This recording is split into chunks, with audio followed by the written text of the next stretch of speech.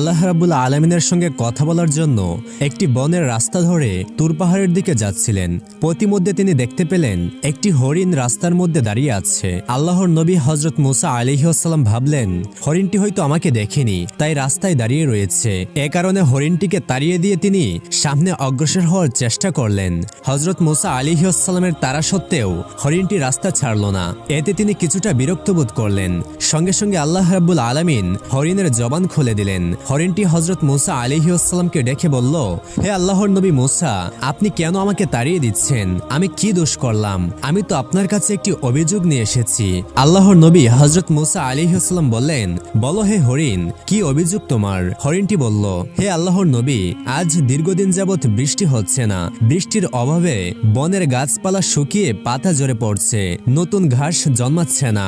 বনের পশু পাখি ক্ষুধায় মৃত্যুর সন্নিকটে চলে এসেছে। মায়ের স্তনের দুগ্ধ শুকিয়ে গেছে, বাচ্চারা দুধের অভাবে হাহাকার করছে। আপনি তো আল্লাহর সাথে কথা বলার জন্য তুর পর্বতে যাচ্ছেন।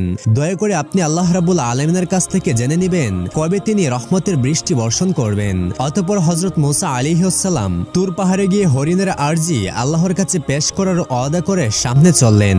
অতঃপর তিনি তুর পর্বতে গিয়ে আল্লাহর সাথে দীর্ঘক্ষণ কথা বললেন। এক পর্যায়ে তিনি বললেন, হে আল্লাহ, আমি আপনার সাথে কথা বলতে আসার সময় পথিমধ্যে একটি হরিণের সাথে আমার সাক্ষাৎ হয়েছিল। হরিণ আরজি করল, আজ দীর্ঘদিন যাবৎ বৃষ্টি হচ্ছে না। বৃষ্টির অভাবে বনের গাছপালা শুকিয়ে পাতা ঝরে পড়ছে, নতুন ঘাস জন্মাচ্ছে না। বনের পশু পাখি ক্ষুধায় মৃত্যুর সন্নিকটে চলে এসেছে। মায়ের স্তনে দুগ্ধ শুকিয়ে গেছে, বাচ্চারা দুধের অভাবে হাহাকার করছে। হে রহমান, কবে আপনি আপনার রহমতের বৃষ্টি বর্ষণ করে পশু পাখিদের কষ্ট দূর করবেন? এটি জানতে চেয়েছিল সেই হরিণ। হযরত মুসা আলাইহিস সালামের প্রশ্নের জবাবে আল্লাহ রাব্বুল আলামিন বললেন, হে মুসা, 100 বছর পর বৃষ্টি হবে, তার আগে নয়। আল্লাহ সুবহানাহু ওয়া তাআলার এই ফরমান শুনে হযরত মুসা আলাইহিস সালাম বললেন, হে রহমান, তবে তো সকল পশু পাখি মৃত্যুবরণ করবে, দুনিয়ার কোনো জীবের অস্তিত্ব থাকবে না। আল্লাহ বললেন, হে মুসা, এটাই আমার ফয়সালা।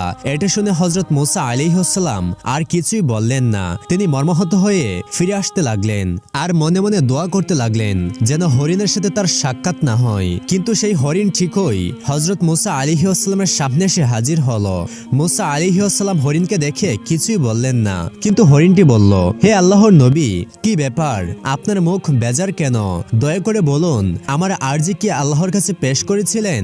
হরিণের প্রশ্ন শুনে আল্লাহর নবী হযরত মুসা আলাইহিস সালাম বললেন, হে হরিণ, আমি তোমার জন্য ভালো কোনো সংবাদ নিয়ে আসতে পারিনি। হরিণ বলল, ভালো বা মন্দ যাই হোক, আল্লাহ কি বলেছেন আপনি শুধু আমাকে এতটুকু বলুন। হযরত মুসা আলাইহিস সালাম বললেন, হে হরিণ, আল্লাহ তাআলা বলেছেন 100 বছর পর বৃষ্টি হবে, তার আগে নয়। এই সংবাদ শুনে হরিণ বলল, আলহামদুলিল্লাহ। হরিণের শুকরিয়া আদায় দেখে হযরত মুসা আলাইহিস সালাম অত্যন্ত আশ্চর্যান্বিত হয়ে গেলেন। তিনি বললেন, হে হরিণ, 100 বছর পর বৃষ্টি হবে, এটা কি আলহামদুলিল্লাহ বলার মতো সংবাদ? যদি এটাই হয় তাহলে পৃথিবীতে কোনো জীবের অস্তিত্ব থাকবে না।